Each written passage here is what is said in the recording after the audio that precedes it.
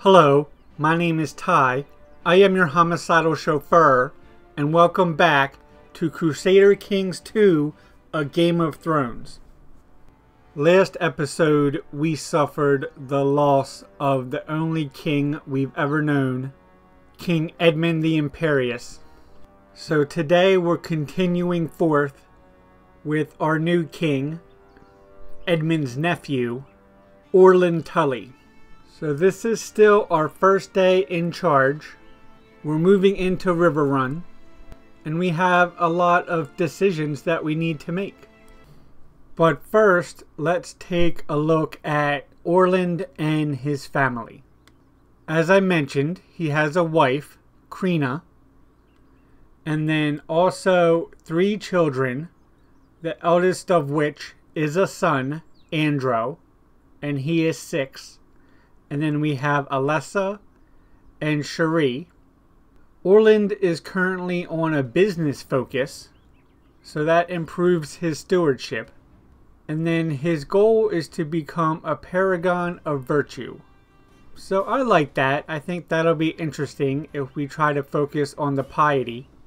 With Edmund, we were certainly focused on the prestige, so we'll be making some different choices as Orland. Orland is a skilled steward. He is zealous, diligent, ambitious, craven, and kind. We don't have the best marshal at 8. Hopefully that won't become an issue. Our most important decision probably considers the council. Simon has chosen to stay on as Master of Arms, and we have Lord Lucas as our advisor. So far, so good. Let's start with picking a hand. Michael actually has the highest opinion of me, and he would be a pragmatist. We can get a good look at the vassals here too. Theo is probably the most formidable. We have Mohar, Lord of Willowwood, who did a good job in the war for Seaguard, and then Tyler Frey of the Crossing. If we rule out Theo, then we have Mohar, who is a knight and a scholar, but also selfish, chaste, temperate, and greedy, and he is currently depressed. While Tyler is ruthless, craven, shy, zealous, and humble, and Mohar certainly has better stats as well. He wants to become Master at Arms. It's currently Simon's job. Nobody wants to be hand. I guess that makes sense. But let's go with Mohar. He is the elder statesman, even though he has horrible diplomacy. For our Master of Laws, we have Waylon, Lord of Acorn's Ridge. He's an 18 diplomacy. And then I think I'll give Master of Coin to Michael. For Master of Whisperers, we want somebody that is loyal. So Catelyn here, she might be a good candidate, but she would have been queen right now if it wasn't for the Great Council. So maybe not the best option. I think I'll go with Liza. She is my kinswoman, but she doesn't hold any claims to our throne. I get to choose the Sept also, which doesn't happen very often. Sept and Davos would rather be the Master of Whisperers, so I think I'll pick Mark.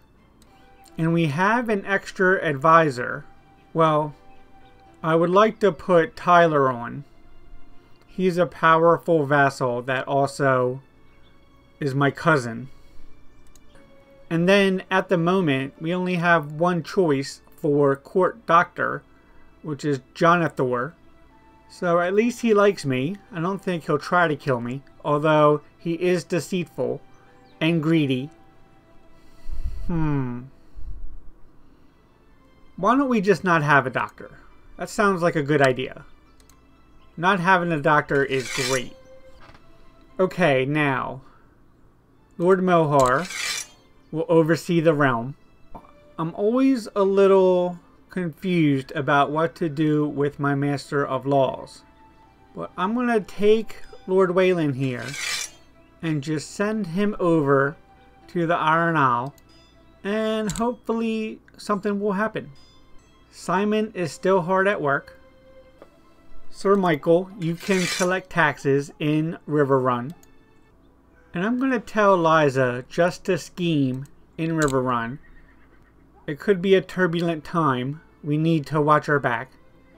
Now, the Septon is an interesting one because remember, we want to gain a lot of piety. So I'm going to send him out to perform charity in River Run, and hopefully we'll get some piety out of that. Turns out we have to appoint Jonathan to be our maester. I'm going to have Simon train troops in River Run. And that should do it for our council. Lady Eldacy is my regent. She doesn't look fantastic, to be honest. She owes us a favor. What can we do with the favor? There's not really a whole lot on here that jumps out to me as being a big deal. They could be very situational. Especially since I'm already the king. A lot of them I could do anyway. Mostly they're for forcing your liege to do something that he doesn't want to do. Apparently Lord Forrest has not married Melissa yet. So I'm going to go ahead and get that going. Don't know what the holdup was there. I still have the vassal inheritance warning about Lord Theo. Something I'm not familiar with. I can designate traditional heir title. I see, because I inherited the High Lordship of Rosby, I can move the capital there. I don't think I want to do that. I feel like it would also involve me transferring a lot of my titles to Andro, which I do want to do. But he would be unhappy for some reason.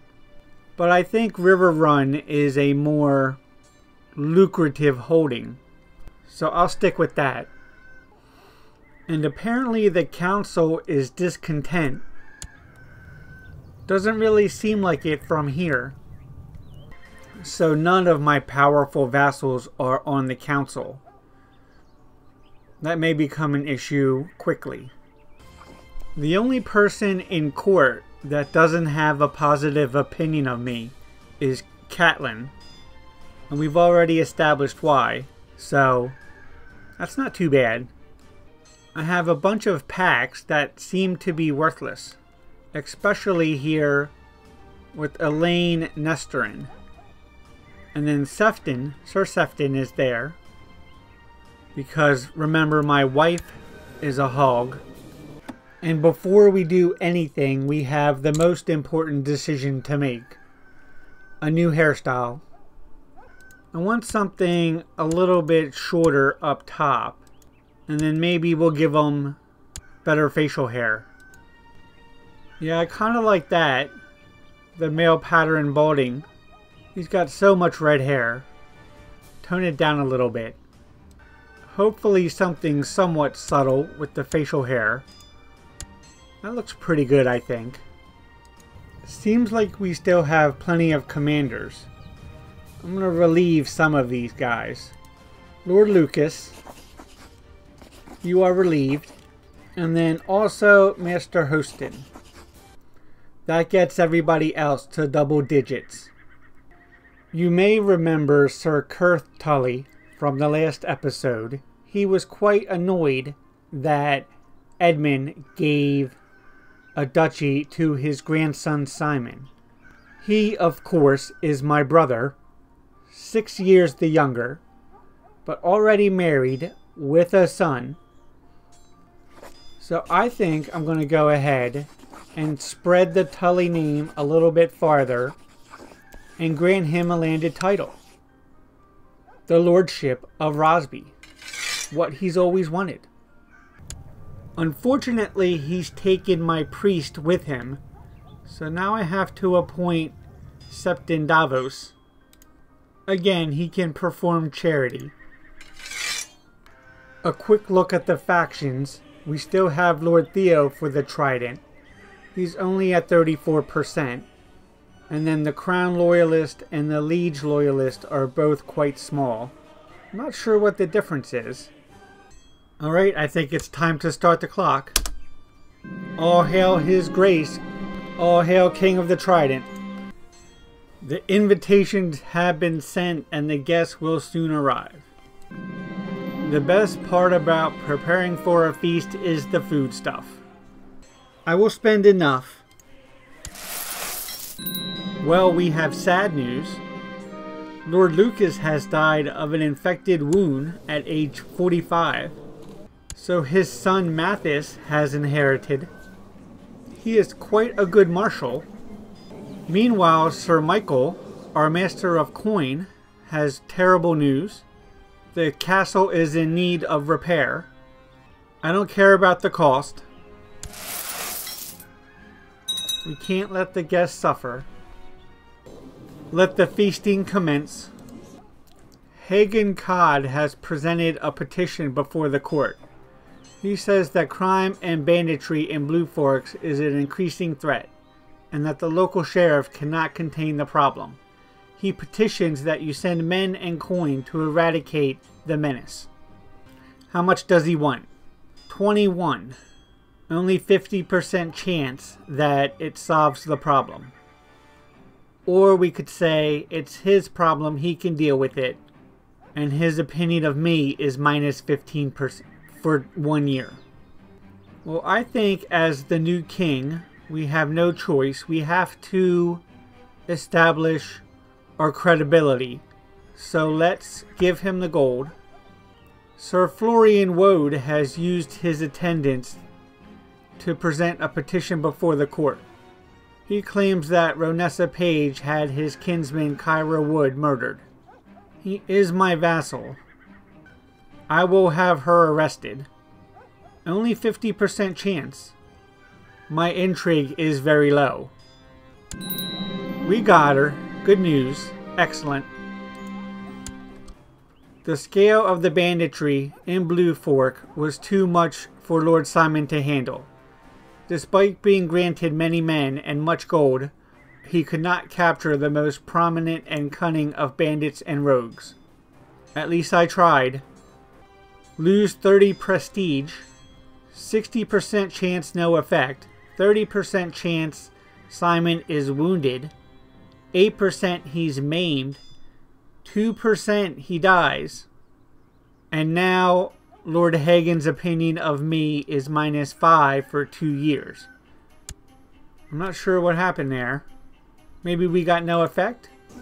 No, looks like Lord Simon of Southstone is doing fine. As the feast begins, Lady Winifred Deddings presented a petition before the court. She says that the crime and banditry in Deddington is a problem. Same deal, 21 gold. Can we take out a loan? Master of Coin Michael has sought out banks. 175 at 30%.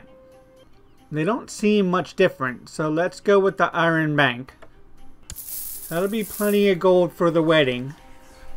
Hopefully, anyway.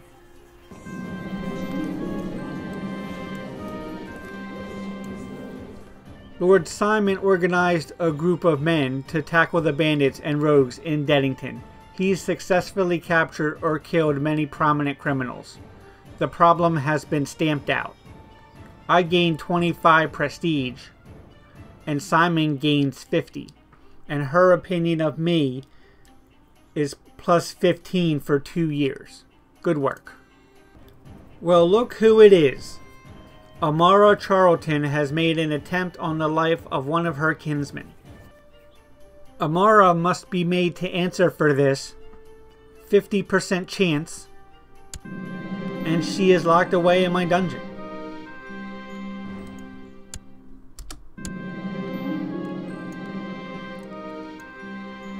My master of coin has presented to the court a list of damages caused by the people of Wentbridge, which has caused great loss of coin.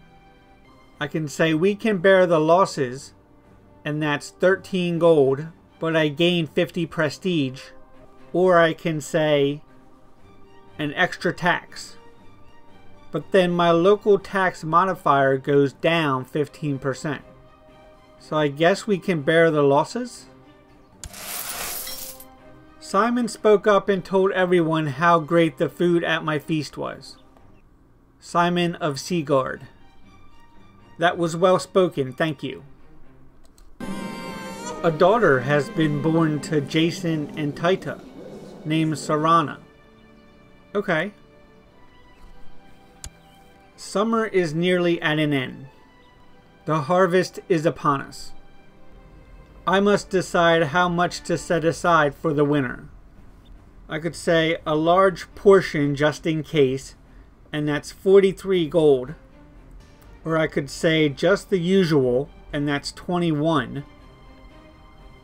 Or I need the harvest now, and that's 10 gold. So with the loan, I have plenty of money. Let's say a large portion just in case. As the Silent Sisters finish the preparations of the deceased, the body of King Edmyn is brought to the local sept and laid atop the altar. One by one, the closest to the departed in life make their way into the sept and speak their goodbyes, shed their mournful tears, and pray to the seven. The body is carried by kin along the crowd-lined streets to its final resting place. As the sun fades away, a great feast is held, and all those who knew the dead recount stories of the life and deeds of the lost. And so it is done. That gets me 40 piety, and my guests will leave.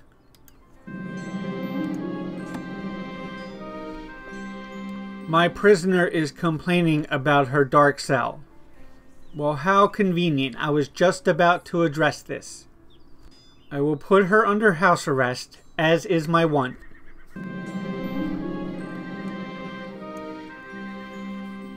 But here we have Amara. She is a silent sister, dishonorable, and I believe the second time in the dungeons of Riverrun. I think we're going to send her straight to the oubliette.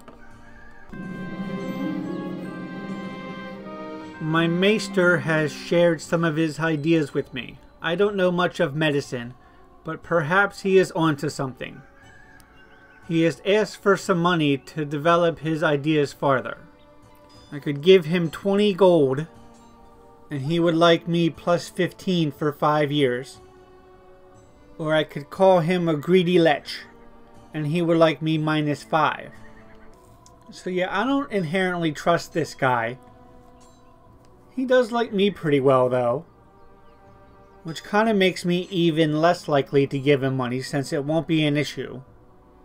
It seems I need to give a focus to Prince Giles. I'm not sure why. He's a pretty distant relative. I guess he's just in my court.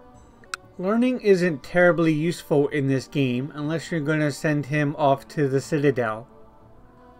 I think maybe we'll give him duty. I can call Renessa to trial. This is only the first time she was accused of murder to my knowledge, so I don't mind giving her an actual trial. I'm not sure who will preside. Lord Mohar will reside over the trial. He is my hand. She's accused of the murder of Kyra Woad. Renessa is a very unconvincing and nervous figure. Lord Mohar will interrogate her now. Lord Mohar has stuttered and stammered and incoherently rambled. Unfortunately, his argument was so boring that many in the court appeared to fall asleep. He made a poor case. A verdict has been reached.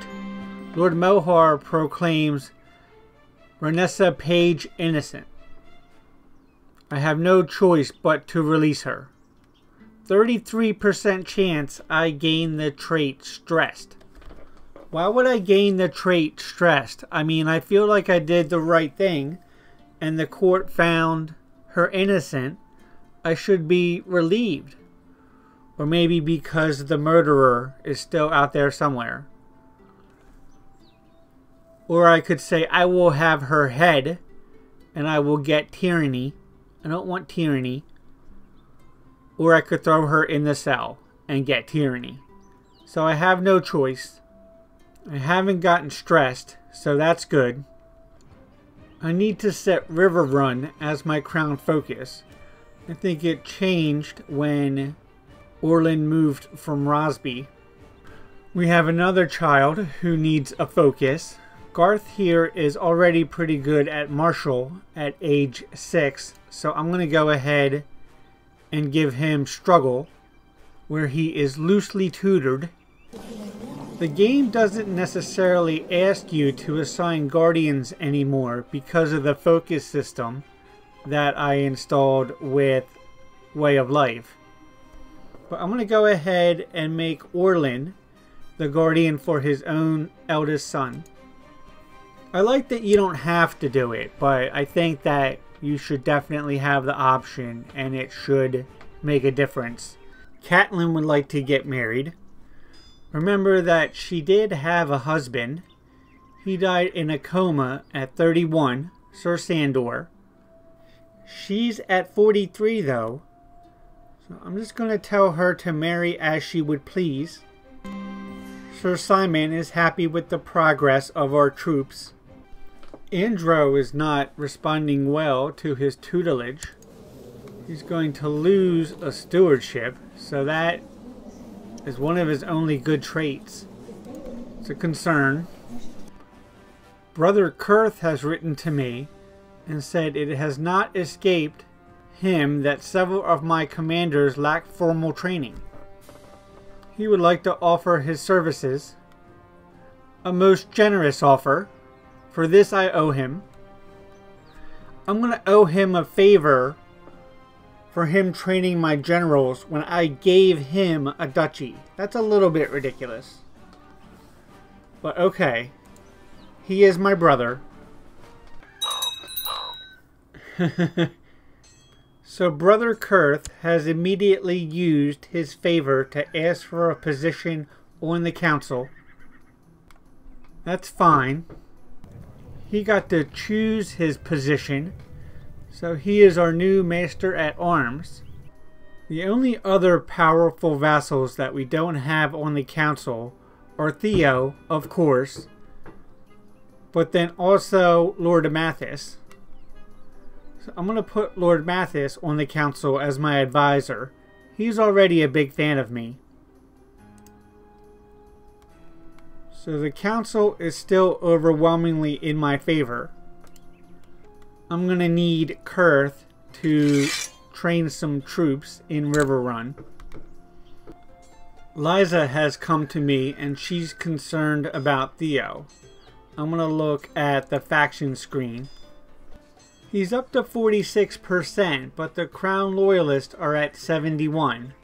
So I'm not feeling concerned. And remember, we're not the ones that stole the kingdom from him. So he's a little bit more relaxed towards us at the moment. Let's do nothing for now. I think we're not quite at a place where we can repay our loan. That's at 227 right now. But we're up to 180 and approaching it fast. So I'm feeling pretty good about that.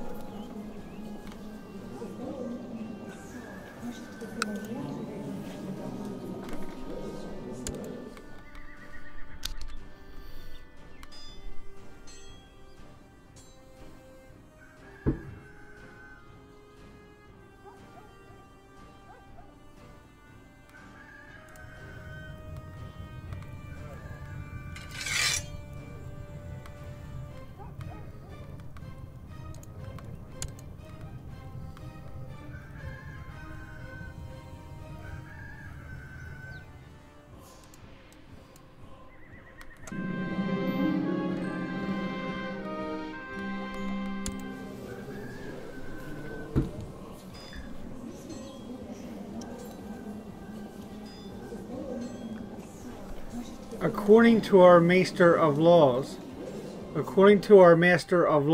Orland, the small folk have started a delightful tradition. They meet up and dance, feast and pair up for future marriage. By promoting this tradition, we can develop a strong culture that will attract more peasants.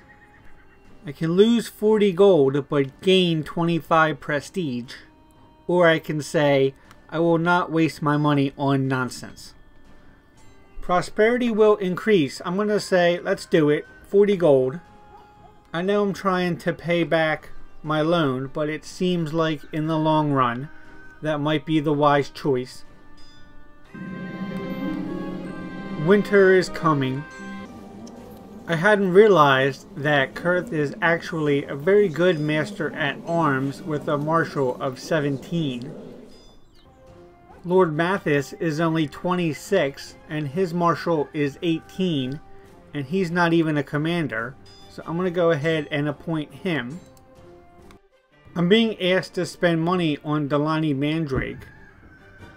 I don't think I'm going to do that, so she's going to get -2 learning. Prince Andro is having a turnaround, and now he's responding better to his stewardship. And will get +2.